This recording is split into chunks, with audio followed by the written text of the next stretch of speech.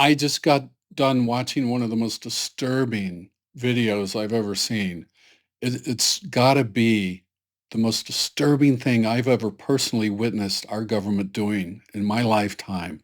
This video shook me, and I think it will shake you. It literally brought me to tears. It brought me to anger as well, a great anger over this. What what our government is doing is so cruel right now. And they're so breaking promises to everybody. One of the big things during the campaign was Trump promising to make Christianity great again, to make America safe for Christians again. And I'm going to show you hard proof that he's breaking that promise bigly, big time. And before I do, I want to invite you to join our small but growing community of Christians who oppose MAGA and many of the things this administration is doing, like what I'm about to show you. Click like or subscribe so we can stay in touch because we're going to need each other. We're really going to need each other during these times. Um, this is just the beginning. It's not going to get better. It's not going to get easier or less cruel. I'm going to show you some of these ICE agents, what they're doing. In this video is the kind of thing that will just harden their hearts and make it easier for them to be even more cruel later on. So, Trump promised to make Christianity great again. He promised to make America safe for Christians, a place where you can say Merry Christmas finally. Well, I got to tell you, I've lived in America 66 years, and I have always felt very, very safe here as a Christian. And I know people, though, in fact, I'm very close to some people who come from countries where it is not safe at all for Christians, who come from Islamic countries where they are greatly persecuted. And I know the difference. But when I saw what I saw today on this video, it'll make your skin crawl. We're literally treating Christians the way you would expect an Islamic country might treat Christians. And in fact, there are Islamic countries where Christians are perfectly safe and they're unbothered. They're left alone. As long as they, follow the normal laws and stuff, they don't have to compromise their beliefs or anything. And they're left pretty much alone.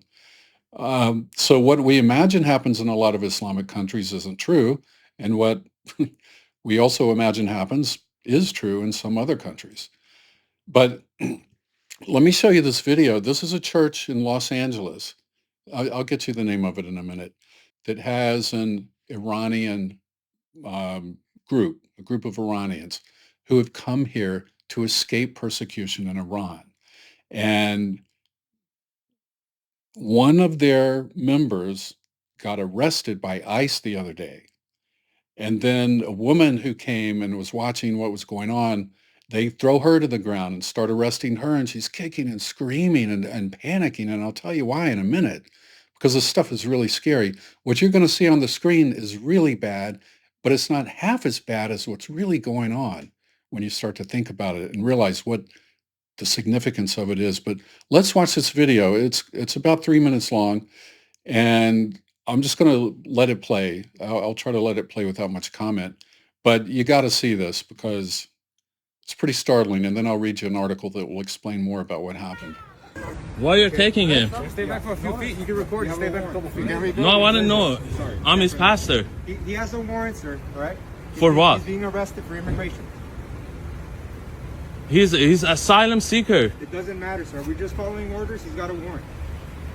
Yeah, we're just following orders. We got a warrant. That's what they said in the Nazi concentration camps. The people who worked in those concentration camps, gassing Jews. We were just following orders. Sorry, that's no excuse. That's no excuse for what's going on here. He came with CP1. Why you're doing this?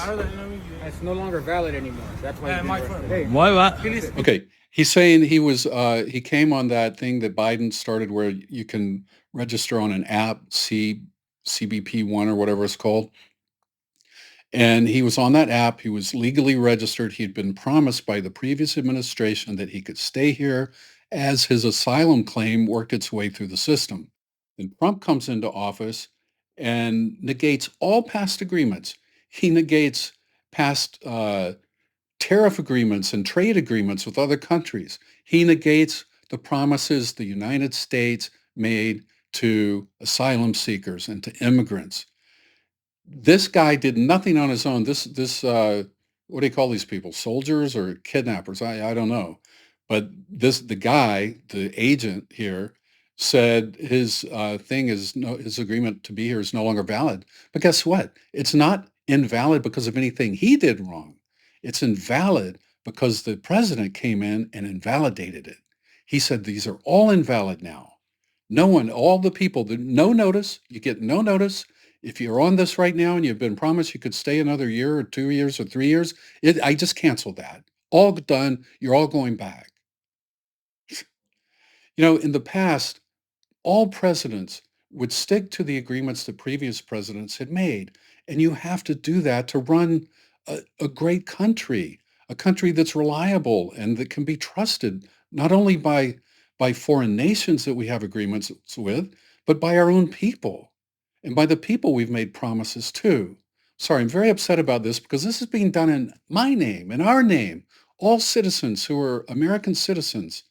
This is being done in our name. And that angers me that we're breaking these promises that we made to these people to provide them safety. Now, you would think if a president is saying, I'm going to make America safe for Christians again, that one component of that would be we are going to allow people who are from countries where Christians are known to be persecuted, we're going to allow them to come here. And in our case, what we've done is say, we will allow you to come here if you can show us strong evidence that you are actually being persecuted. That doesn't mean evidence that you had a hard life. It doesn't mean evidence that you got fired from your job, but it means evidence that you were being physically persecuted in some way and that there was a great threat of bodily harm, on your life. And they had to prove these things. So it wasn't easy. It's not easy to get asylum. It's really not. But we promised these people while their case worked their way through the courts that they could stay and that they would be legal. And Trump comes in and says, yeah, I'm trashing that. Done. I mean, wouldn't you at least, if you're a decent president, say, you know what, we're not going to do that anymore.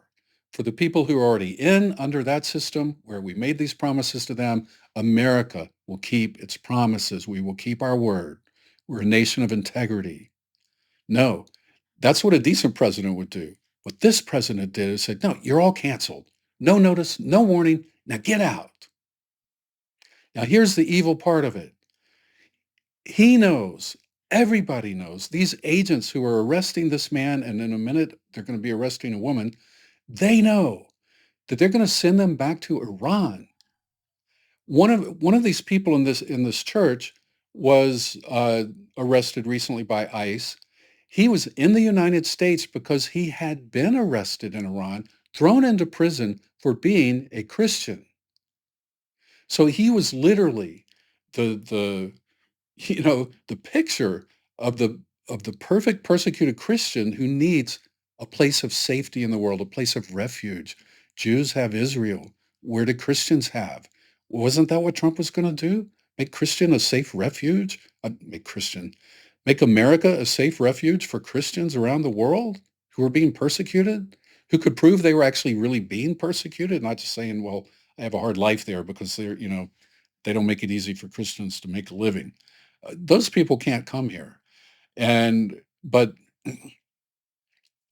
people, whether they're Christians or not, Muslims, people with no beliefs, Hindus, everybody can come here on an asylum claim. If they can get to our shores, they can come in, immediately claim asylum, claim they need asylum, and then they go through this process. If they can prove it, then they can stay. And if they can't, they got to go back. But here's a guy that we're going to read about in a minute who was here because he was actually in prison in Iran for being a Christian. Now, what do you think is going to happen to him when he gets sent back? Oh, you took a trip to America. Great. How was your trip? We'll come back and enjoy your life in Iran now. You've paid your dues. You can relax and retire now. No, of course not. They're going to put him back in jail, torture him, and probably kill him. Now, the woman you're going to see in a minute who's getting thrown on the ground, this is so, so evil and so cruel because when a woman gets sent back to Iran, women are mistreated already. Now she's a Christian woman who escaped and fled to America, and now she's getting sent back. It's almost certain death. That's why she's in such a panic, as you'll see in a minute. Anyway, I'll let the rest of this play without comment, but I just had to say that. Can I have his stuff? No, yeah, phone. Yeah. No, he can't have it. Yeah, only my friend. Where you're taking? Can I follow you? No, only. Where's the friend? What are you taking? What? Hold on, give me just a second. This is all. Why you're taking him? Nah, Boro اشکال نه. Boro tu. Why are you doing this? Why are you doing this? Why are you doing this? Why are you doing this? Why are you doing this? Why are you doing this? You want to be arrested as well? You'll be under arrested. Yeah, I'm U.S. citizen. Arrest me. Don't get closer. Stay there. Stay there. Stay back. Let him go. Stay there. Stay back. She's bad. Stay there. Let her go. Stay there. Let her go. You don't stay there, you're going to be arrested for She's interference. sick. She's sick. You're going to be arrested for interference. She's sick. I'm here. She's sick. Okay, stay there. She's bad. Call 911. Call 911. She's bad. She has a problem. My God, you're... Why are you doing this? Why are you doing this? They came from persecution. From dictatorship. I'm from Iran. I'm from Iran. You're so cruel. So cruel. Have you read the news? Have you read the news? I was in prison for my faith. They are there in Iran. They are from Iran. You know, we fled because of our faith. Can you take me with them? They need me. No, sir. They need me. You can stay there and you can record, but you can't go with us, okay? مرجان اوکی میشه. اوکی میشه مرجان جان.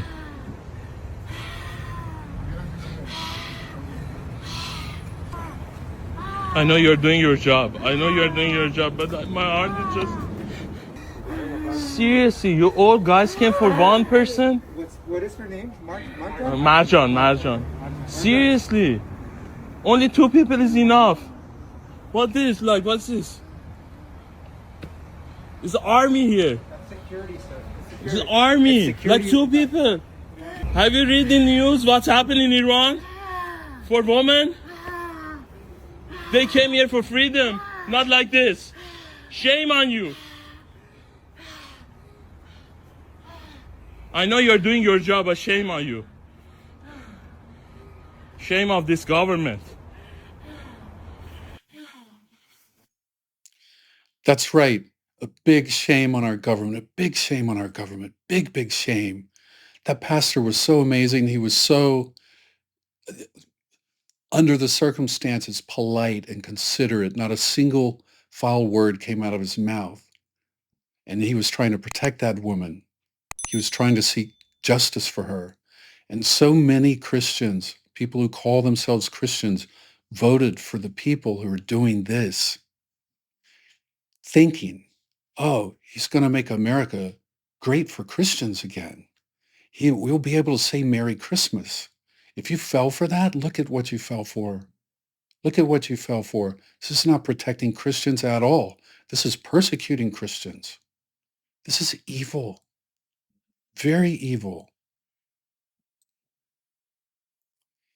I will tell you, if who you think Kamala Harris and the Democrats, you think they're godless, you think they're demons, they're demonic, you think they're evil, I can guarantee you one thing. This never would have happened if Kamala had been president. These Christians would be safe if Kamala had been president. She never would have done this. Never. Even if for some reason they decided, well, we can't keep offering such easy path to asylum to people, they would not have taken it away from the people they had already given it to. That's wrong. That's a lack of integrity. That's dishonest. That's not standing by your word. When you become president, you're not the president of yourself. You're the president of the United States. You have to keep the agreements the United States made, whether you like them or not. All past presidents have done this. They've all done it. That woman, you know why she was in such a panic? Because she knew if I go back to Iran, it's almost certain death. What you see these agents doing, throwing her on the ground, that's like the mild part.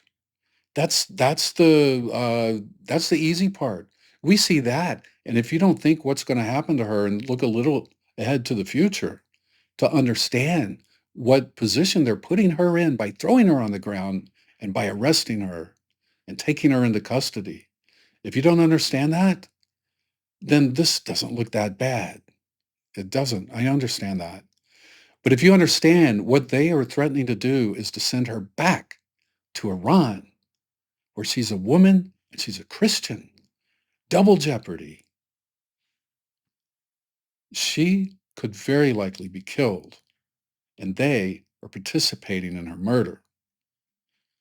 And that, this is just, this was so hard for me to watch. Anyway, from Christianity Today, ICE goes after church leaders and Christians fleeing persecution. Now, don't think this is the only case, because in this article, we're going to hear about many more cases of them going after people in churches, pastors and elders and members of churches, specifically going after Christian communities. You know, they're going after anything where they know groups of immigrants congregate, whether it be the workplace or whether it be, you know, the courthouse where they're called in for court hearings, or and they're also going to churches because they know a lot of immigrants go to church. So who cares? Screw them. Let the Christians be persecuted, right?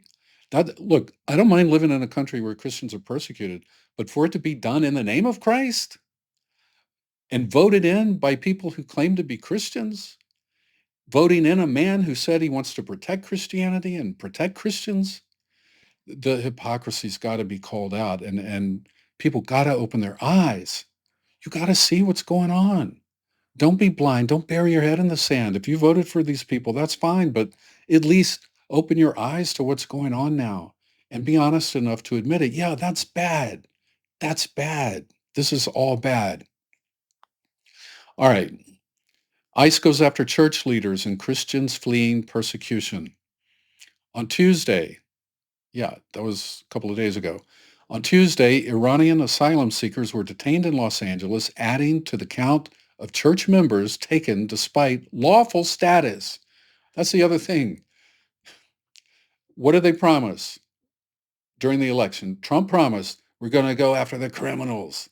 We're going to go after the violent people and the people bringing drugs in and the sex traffickers. That's who we're going after. We're going after illegal immigrants, people here who are undocumented. Well, now they're going after people who are here legally and have committed no crimes and who are Christians, and they're picking them up at church. Just try to understand what's going on. If you're a Christian, or even if you think you're a Christian, and maybe you are, maybe you're not, I don't know, I won't say. But look at what's going on. If you claim to have any desire to see Christians protected, this ain't it. What you're seeing, that's not it. And look, I'm not saying I'm not one of these people who wants Christians to have any kind of special status or any kind of special protection. But you know, when you vote for people who say they're going to do something and they don't do it, you gotta at least admit it. You gotta say they didn't do it and stop defending them. On June 19th, that was about a week ago, as Iran and Israel exchanged volleys of missiles and officials secretly finalized plans to dispatch American bombers to strike Iranian nuclear sites, Pastor Ara Tarosian published a letter to his church. Tarosian is an Iranian pastor at Cornerstone, West LA. He leads the church's Farsi-speaking congregation. He came to the United States as a refugee 15 years ago after being imprisoned for his faith. So the man you heard talking on the video, yelling at the agents. He was the pastor. He was imprisoned in Iran for his faith 15 years ago, and he came here, and we gave him asylum. Isn't that great? We should be joyful about that as Christians, right? One of our own got saved, brought to America where he could be safe and free. We should celebrate that. But now we have a whole administration in Washington who's like, we got to send these people back. We don't want them here. These are the kind of people they're talking about that they don't want here. He's always carried a prayer in his heart, and the prayer is that Iran would be free, would someday be free. Now explosions were rocking Tehran and other Iranian cities, wounding and killing children and grandparents, and Terosian was shouldering new burdens from halfway across the globe. So he had the burdens of the people in his own congregation, and now he's having to worry about all the people back home in Iran.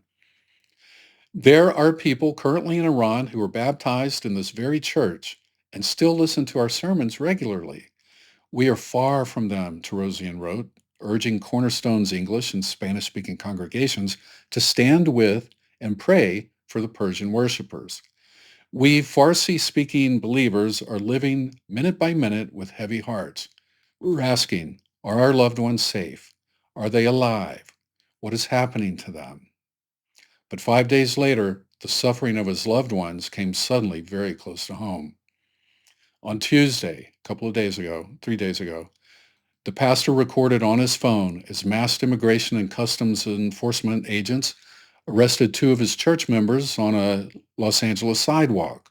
The Iranian husband and wife had pending asylum cases, according to Terosian. That means they were here legally. If you have a pending asylum case, you're allowed to stay here until the case is finished, until it's adjudicated. You're allowed to stay here. That's our law. You are here legally, if that's your situation. They were here legally. They fled Iran for fear of persecution for being Christians and have been part of his congregation for about a year. So they're Christian Iranians. The detentions add to a growing number of church members and Christians seeking religious protection who get picked up by ICE. Often they have no apparent criminal history. In many instances, they were in the United States lawfully, complying with orders from immigration courts. ICE has traditionally not deported individuals with pending asylum petitions who are allowed to work while their cases proceed. Hold on, sorry. Get a bit of a dry throat with all this talking. All right, earlier this week, according to Terosian, ICE arrested a separate Iranian Christian family who worshiped at Cornerstone. So this is he's now had two families arrested from his church. So you could say, oh, it's just an accident. It's a one-time thing. No, this is going on not only at his church twice already, but around the country at various churches and a lot of in LA too. Anyway, ministry leaders told CT they've heard reports of other Iranians being detained in recent days. They echo stories of Iranian Christians the administration has deported to countries such as Panama, where some remain.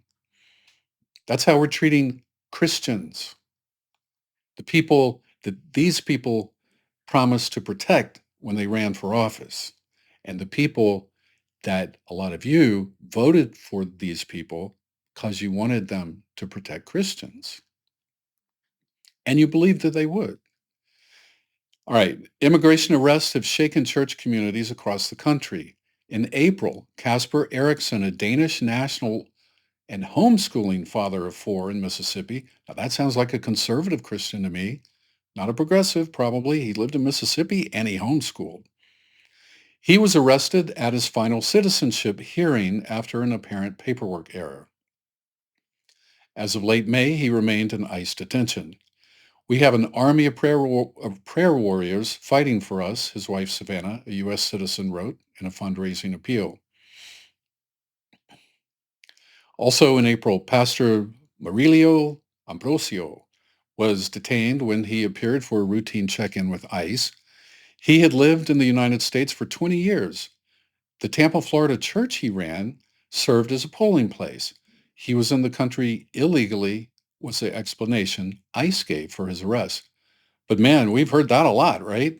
Every time they arrest somebody, oh, it's either this. It's either, oh, the person was attacking us, or they've broken the law. They broke a law.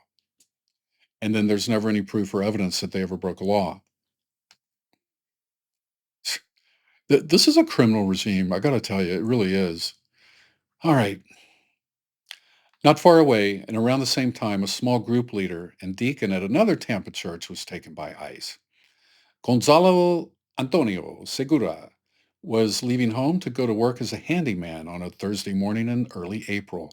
Immigration agents met him at his car and detained him. What was he doing wrong? Going to work. Ramon Nina, Segura's pastor at Iglesia Comunidad de Fe, told CT that his phone rang at 7 a.m. during his early morning prayer. It was Segura's wife. She was distraught that agents had arrested her husband, leaving her alone with their two children. I can't erase those cries from my memory, Nina said in Spanish. He was very beloved and respected, very servant hearted. Just think about it. Have some heart. If you're hard hearted towards these people, that I don't see any evidence they're doing anything illegal here. They're taking fathers away from their young children, and no one knows where they went. No one knows where they are. No one knows if they'll ever see them again. So imagine when the young child comes to you and says, Mama, where's daddy? What do you say? I mean, you may as well say, you know what? He's dead. He died. We don't know where he is or what happened or if we'll ever see him again. There's not much difference between that and death. This is like killing people and taking their bodies away. This is horrible what we're doing.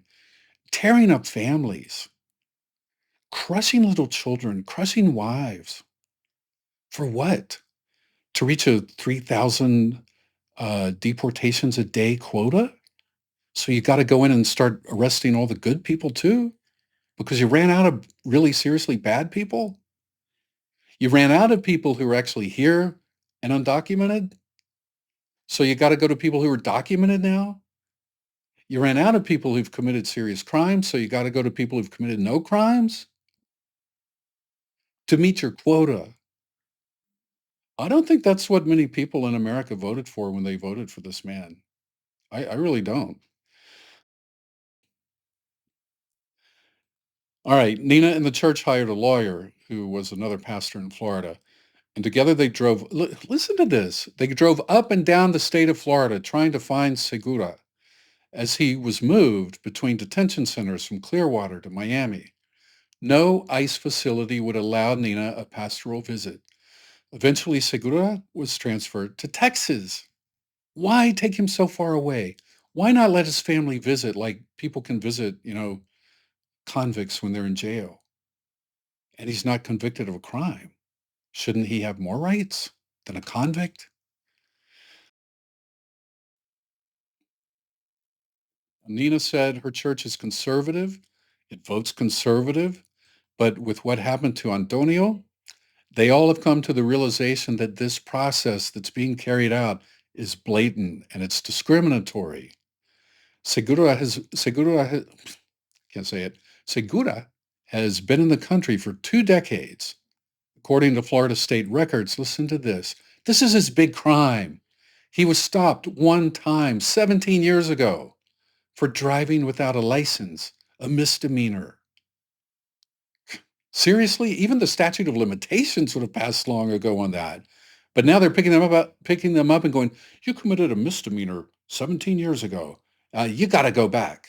And we're not going to tell your family where you are. And we may send you to El Salvador where you will never be able to get out of that prison because of driving without a license 17 years ago. And you've never committed any crime or anything because driving without a license isn't a crime anyway. Wow. He was undocumented. That was his crime, of course. But I think a man like this deserves a pardon.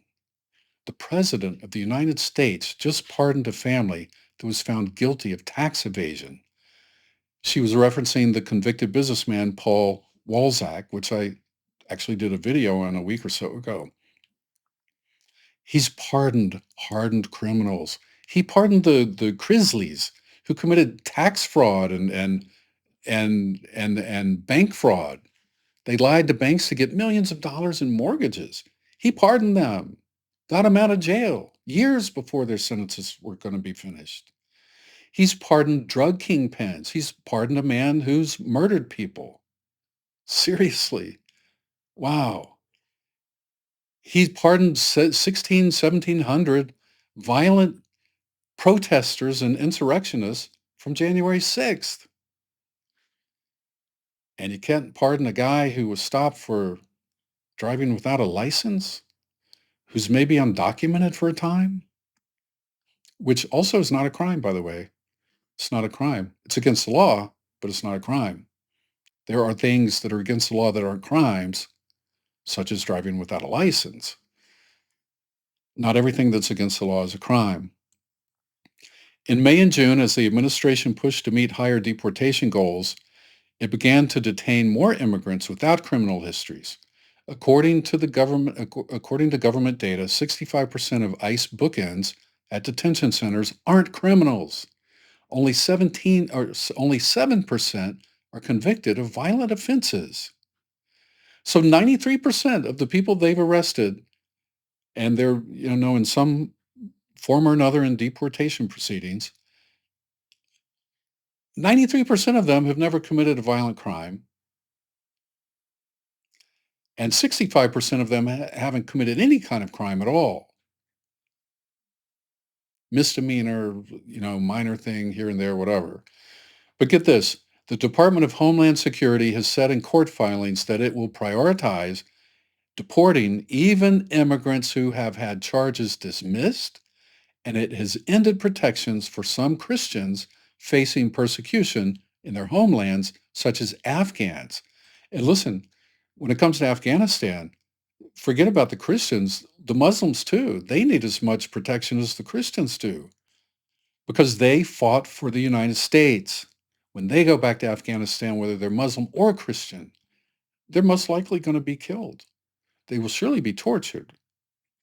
A lot of them will be killed. So, I honestly boggles the mind how any American, especially those who call themselves Christians, could think any of this is okay. It's not okay. And you don't have to just be so tribal. You can care about other people too. As a Christian, we're actually told to care about other people. Love your neighbors. Okay, well, that means I don't have to love people I don't like, right? Okay, no, we got you covered on that too. Love your enemies.